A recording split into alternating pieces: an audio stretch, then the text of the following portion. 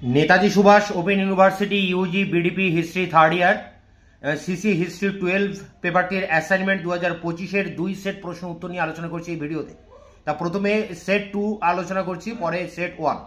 তা সেট 2-তে যে প্রশ্ন এসেছে দেখো, দ্বিতীয় ইঙ্গ মহীশূর যুদ্ধের সময় গভর্নর জেনারেল কে ছিলেন? উত্তর হবে ওয়ারেন হেস্টিংস। পরেরটি প্রথম তালিকার সাথে দ্বিতীয় তালিকা মেলাও। প্রথম তালিকা এবং দ্বিতীয় তালিকা। প্রথম তালিকার অপশনগুলো দেখো, বাংলার প্রথম গভর্নর জেনারেল, সুপ্রিম কোর্টের প্রথম বিচারপতি, গভর্নর জেনারেল প্রথম আইন সদস্য, ভারতের প্রথম ভাইসরয় বা গভর্নর জেনারেল। তাই এর উত্তরগুলো আমি পাশে লিখে দিয়েছি, যেমন বাংলার প্রথম governor general Warren Hastings, supreme কোর্টের প্রথম বিচারপতি এলিজা ইম্পে, গভর্নর জেনারেলের প্রথম আইন সদস্য লর্ড মেকলে, ভারতের প্রথম ভাইসরয় বা গভর্নর জেনারেল লর্ড ক্যানিং। তো সেই হিসাবে উত্তর যেটা আসবে 1-এর সি, 2-এর ডি, 3-এর এ, 4-এর বি। 3 দাগের প্রশ্ন দেখো, নিম্নলিখিত ঘটনাগুলির সঠিক কালানুক্রম অনুযায়ী সাজাও। দেখো এখানে ঘটনাগুলো একবার দেখে নাও। আহমদ শাহ আবদালির প্রথম ভারত আক্রমণ, বান্দা বাহাদুরের নেতৃত্বে শিখ বিদ্রোহ, নাদির শাহের ভারত আক্রমণ, ব্রিটিশ কর্তৃক দিল্লি অধিকার। এখানে উত্তর আছে প্রথমে 2, অর্থাৎ বান্দা বাহাদুরের নেতৃত্বে শিখ বিদ্রোহ 1730 নাগাদ। এরপর 3 আছে নাদির শাহের ভারত আক্রমণ 1739। তারপর 1 আছে আহমদ শাহ আবদালির ভারত আক্রমণ 1759 বা 63। এরপর 4 আছে ব্রিটিশ কর্তৃক দিল্লি অধিকার 1818। তা উত্তর হবে 2, 3, 1, 4। তোমরা সেই হিসেবে অ্যান্সারটা দিও। পরেরটি দেখো, the poverty and British rule in India বইটি কার লেখা? দাদাভাই নওরোজি। 5 দাগের প্রশ্ন, নিম্নলিখিত ব্যক্তিদের মধ্যে কারা সাঁওতাল বিদ্রোহের সাথে বা বিদ্রোহে বিশিষ্ট ভূমিকা পালন করে? দেখো এখানে উত্তর অপশন কিন্তু সিধু আলাদা অপশনে আছে, কানু আলাদা অপশনে আছে, দুজনেই ভূমিকা পালন করে। তাই এখানে বি দাগের উত্তর হবে, অর্থাৎ 1 এবং 2। 6 দাগের প্রশ্ন, নিম্নলিখিত ব্যক্তিদের মধ্যে কে বাংলার দ্বৈত শাসনের সময় নবাবের পক্ষে সহকারী সুবাদার এবং কোম্পানির পক্ষে সহকারী দেওয়ানের ভূমিকা পালন করেছিলেন? উত্তর হবে মোহাম্মদ রেজা খান। পরেরটি বন্দে মাতরম প্রথম প্রকাশিত হয়েছিল? উত্তর হবে আনন্দ মঠে। পরেরটি নীল দর্পণ কে ইংরেজিতে অনুবাদ করেন? উত্তর হবে মাইকেল মধুসূদন দত্ত।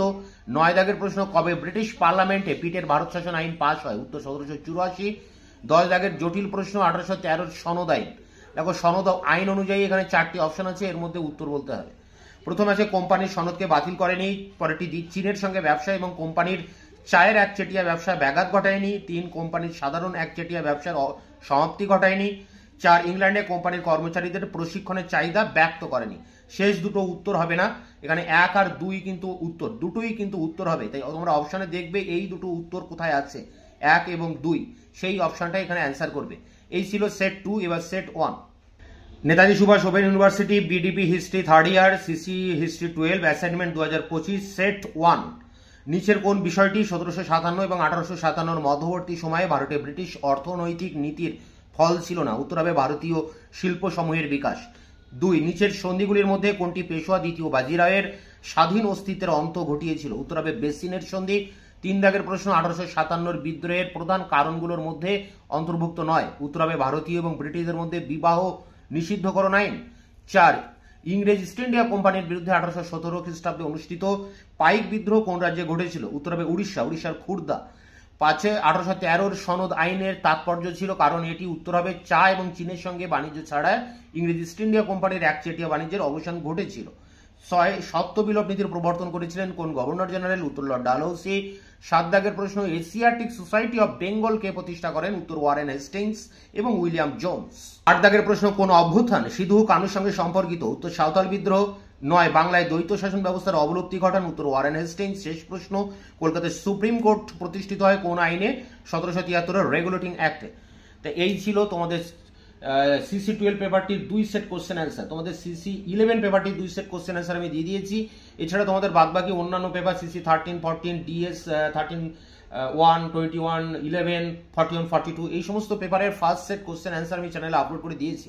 তোমরা সেকেন্ড সেটের কোশ্চেন সংগ্রহ করে তবেই পরীক্ষাটি দেবে। একটু অপেক্ষা করো, এখনো সময় আছে। আমি সমস্ত প্রশ্নের সেকেন্ড সেট অ্যান্সার তোমাদের সামনে নিয়ে আসবো। দেখা হচ্ছে অন্য ভিডিওতে। ততক্ষণ চ্যানেলকে সাবস্ক্রাইব করে রাখবে, বন্ধুদের কাছে শেয়ার করবে। ভিডিওটি ভালো লাগলে অবশ্যই লাইক দেবে।